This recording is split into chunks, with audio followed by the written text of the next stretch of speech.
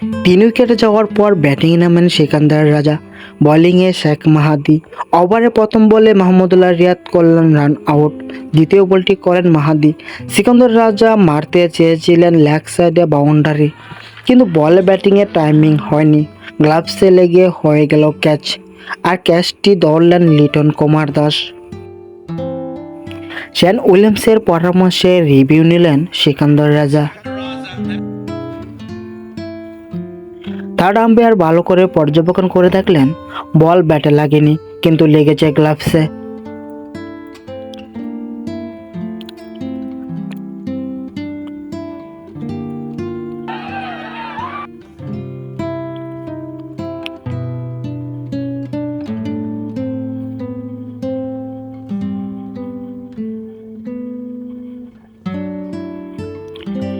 দুর্দান্ত ফর্মে থাকা সিকান্দার রাজাকে প্রথম বলেই ফিরালেন 0 রানে শেখ মাহাদি।